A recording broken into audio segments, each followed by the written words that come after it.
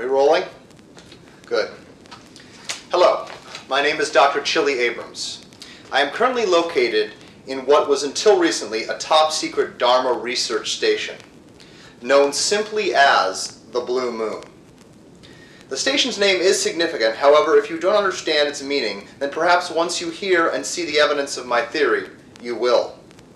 I must apologize in advance for referring to my notes in this presentation. Things have been a little tense here since we lost communications off the island, and I was not able to fully prep for this production. However, it is crucial I relate this information to you, so please just bear with me. Okay, now I've seen some theories online that address the literary and cinematic lost associations I will mention here today. However, I do believe I will take it even further and be the first to address a closely connected yet distinct literary association, as well as add further to the original literary and cinematic connections. I hope to be the first person to post this as a video theory. Of course, even if I am not, I am confident that I bring new insight and evidence to the overall theory. I believe what I have to say will help solidify this theory's standing as one of, if not the, most viable and likely frameworks for the storyline of Lost. Finally, before I state my theory, I would like to say that I anticipate that the powers that be will prevent this theory from being posted due to how precisely I have hit the proverbial nail on the head. Furthermore, I also believe it will reveal something else that Carlton, Damon, and JJ don't want us to know about Lost, as of yet, or possibly ever. Curious? Good. Then I will continue. Now, before I begin in earnest, I would like to thank the entities whose theory posts and information proved helpful in researching and confirming my own theory. They are Alaya Films theory posted on forums.abc.com, the blog entitled Lost in Shangri-La, and finally, of course, lostpedia.com for its photos and other information.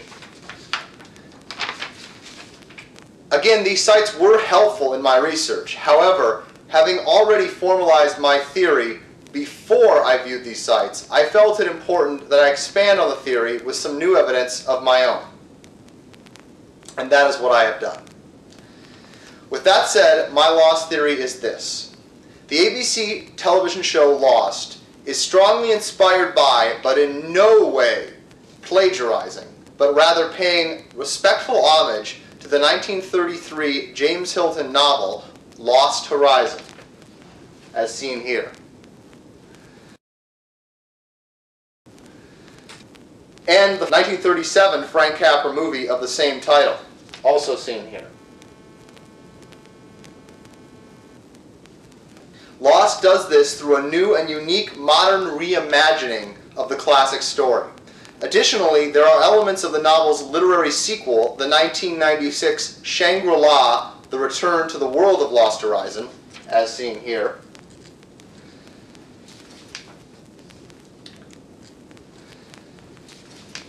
And even possibly the other literary sequel, the 1994 Messenger, a sequel to Lost Horizon, as seen here.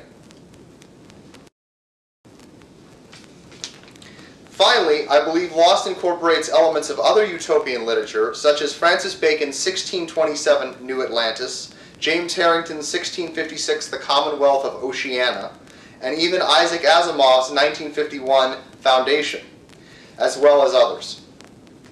However, for the purposes of this particular video theory post, I will stick to those relating to the novel and original film Lost Horizon and its literary sequels. I will now present to you the evidence for the theory.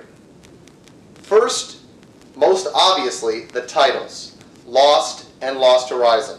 As simple as that sounds, it is the best place to start. Secondly, on Lost, in the first Dharma Initiative film shown for the Station 3, The Swan, Dr. Marvin Kendall states that one of the Dharma Initiative's fields of study is utopian social blank. The final words are cut off in the degraded film soundtrack. Nevertheless, the word utopian is key. We know from this that the study of utopian societies was a major part of the work done by Dharma on the island.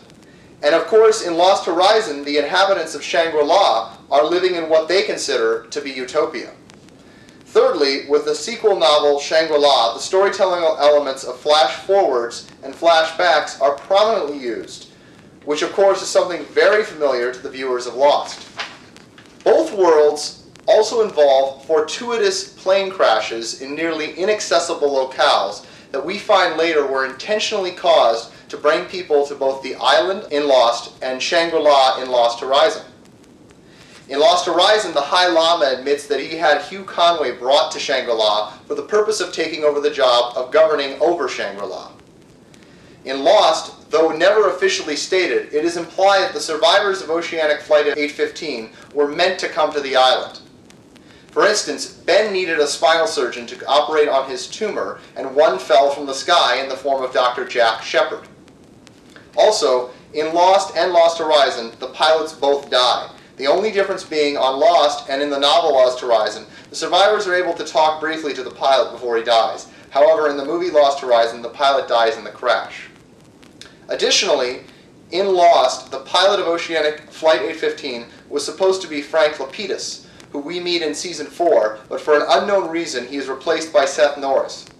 In Lost Horizon, the original pilot of the flight is either killed or just subdued by the new replacement pilot, whose job it was to take the plane to Shangri-La. So this begs the questions. On Lost, was the pilot, Seth Norris, in on the whole thing? Also, was he meant to bring the plane to the island? In Lost Horizon, we know for certain that the pilot was hired to bring the plane to Shangri-La. Furthermore, the island and Shangri-La are hidden from the outside world. In Lost, that is accomplished by some unseen force that shields the island either visually or dimensionally from detection, except apparently by the release of high levels of electromagnetic radiation. In Lost Horizon, in an era before satellite photography, when the Earth still had unexplored regions, Shangri-La relied on its mere remoteness high in the Himalayan mountains to protect it and remain undetected by a majority of the outside world, shared the porters who made occasional visits. On a similar note, in Lost Season 2, episode entitled Live Together, Die Alone, when Desmond turns the failsafe key in the hatch, he releases what can best be described as an electromagnetic energy pulse that makes the island visible by the outside world. We then see two technicians in a listening station somewhere in a completely snow-covered landscape. The words 741-8800, electromagnetic anomaly detected, appear on their screen. Hello. Miss Whitmore. Yes. It's us. And they call Penelope Widmore to report. I think we found it.